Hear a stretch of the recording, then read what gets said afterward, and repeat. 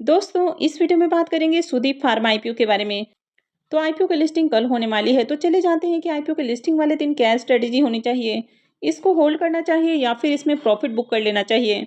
तो इससे पहले कि मैं वीडियो को शुरू करूं, अगर आप इस चैनल पर पहली बार विजिट कर रहे हैं या फिर आपने चैनल अब तक सब्सक्राइब नहीं किया है, तो चैनल को सब्सक्राइब कर लें और वीडियो को भी लाइक कर दें। वैसे वीडियो शुरू करने से पहले मैं बता दूं, वीडियो सिर्फ और सिर्फ इन्फॉर्मेशन और एजुकेशनल पॉइंट ऑफ व्यू से बनाई जा रही है। तो कहीं भी इन्वेस्टमेंट से पहले अपनी खुद की एनालिसिस करें और अपने फाइनेंशियल एडवाइजर से भी जरूर कंसल्ट करें। तो चलिए वीडियो को शुरू करते हैं। संदीप फार्मा आईपीओ की लिस्टिंग 28 नवंबर को यानी कि कल होने वाली है। आईपीओ में 593 का प्राइस है और 25 शेयर्स का लॉट है। आईपीओ 895 करोड़ का है। ये मेन बोर्ड आईपीओ है। कंपनी बीएससी और एनएससी के ऊपर लिस्ट होगी। तो आईपीओ के लिस्टिंग से पहले जान लेते हैं कि कंपनी क्या काम करती है और इसके फाइनेंशियल कैसे हैं। कंपनी के अगर बिजनेस के बारे में बात करें तो ये company pharmaceutical excipients, food grade minerals और स्पेशलिटी न्यूट्रिशन इंग्रेडिएंट्स बनाने का काम करती है। तो फार्मा फूड और जो न्यूट्रिशन इंडस्ट्रीज है वहाँ पर इनकी डिमांड रहती है।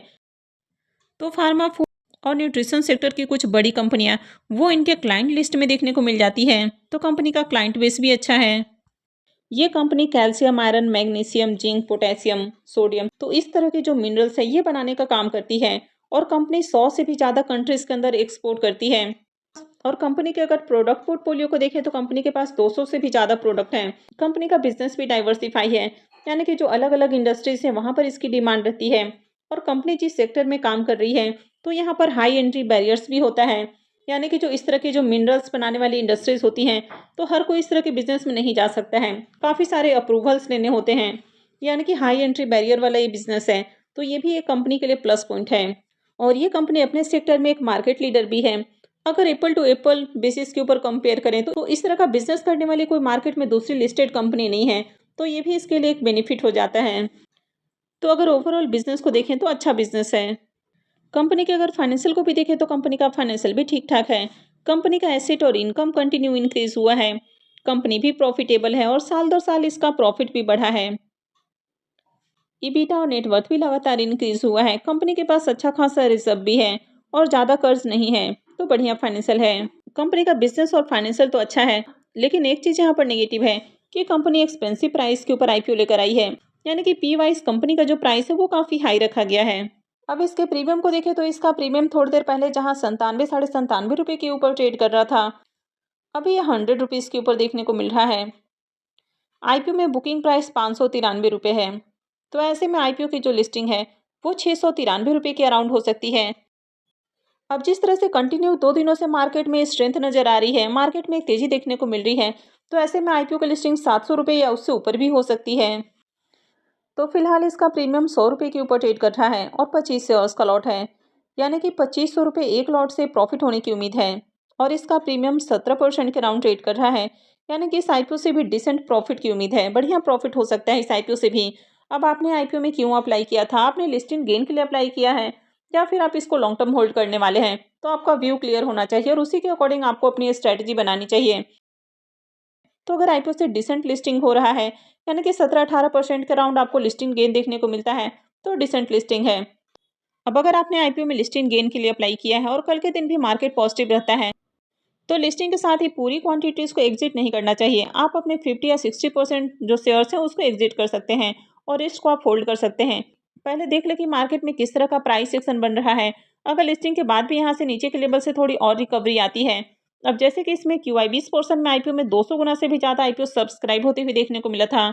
और आईपीओ के एंकल इसमें म्यूचुअल फंड्स भी काफ़ी इंटरेस्टेड देखने को मिले हैं। तो अगर नीचे के लेवल से बाइंग आती है या लिस्टिंग के बाद यहाँ पर बड़े इन्वेस्टर्स की ओर से बाइंग आती है, शेयर्स में थोड़ा जंप देखने को मिलता है, तो कुछ क्वांटिटी जो आपने होल्ड करके रखा है उसमें आप इससे लगा के चल सकते हैं। और जैसे जैसे प्राइस ऊपर जाता है वैसे वैसे आप अपने एसएल को भी ट्रेल करते हुए जा सकते हैं। तो ऐसे में थोड़ा सा आपका जो प्रॉफिट है वो और इंक्रीज हो सकता है।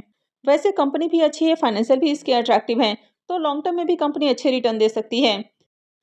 लेकिन लिस्टिंग के बाद बहुत सारी कंपनियों के अंदर गिरावट देखने को मिलती है। जैसे कि यहाँ पर भी देखें तो कंपनी एक्सपेंसिव प्राइस के ऊपर आईपीओ लेकर आई है। लिस्टिंग के बाद शेयर्स और ज़्यादा एक्सपेंसिव हो जाएंगे। तो जो काफ़ी ज़्यादा एक्सपेंसिव शेयर्स हैं वे फेयर वैल्यू के अराउंड आने की कोशिश करते हैं, यानी कि उनमें गिरावट का खतरा रहता है। तो लिस्टिंग के बाद अगर कोई नेगेटिव पैटर्न बनता है, लगातार लोअर लो क्रिएट होता है, तो ऐसे में होल्ड करना थोड़ा रिस्की हो सकता है। अब कंपनी अच्छी भी है, लेकिन अगर इसमें बड़ी गिरावट देखने को मिलती है, तो ऐसे में मैक्सिमम स्टेक को एग्जिट कर लेना ज़्यादा अच्छा रहता है। लेकिन 100% स्टेक को एग्जिट नहीं करना है। कुछ शेयर्स को होल्ड करके भी रखना है, ताकि इनको कंटिन्यू ट्रैक किया जा सके। अगर इनमें बड़ा फॉल आता है, तो ये आपके लिए एक अपॉर्चुनिटी भी हो सकती है और नीचे के लेवल से बाइंग की जा सकती है। तो कुछ शेयर्स को ज़रूर होल्ड करके रखना चाहिए। वैसे ये बिल्कुल भी किसी तरह का रिकमेंडेशन नहीं है। कहीं भी बाय सेल करना है तो ये पूरी तरह से आपका अपना डिसीजन होना चाहिए, और कहीं भी बाय सेल करने से पहले अपने फाइनेंशियल एडवाइजर से भी ज़रूर कंसल्ट कर लें।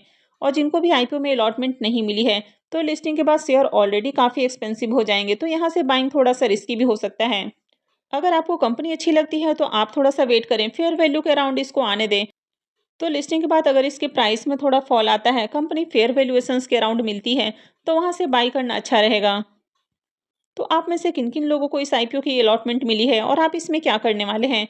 आप एग्ज़िट करने वाले हैं या फिर होल्ड करने वाले हैं? कमेंट करके ज़रूर बताएँ। आई होप आपको वीडियो अच्छी लगी होगी। तो अगर आपने वीडियो को लाइक नहीं किया है, तो वीडियो को लाइक कर दें, चैनल को भी सब्सक्राइब करके रखें। और वीडियो को अंत तक देखने के लिए आप सबका बहुत-बहुत धन्यवाद।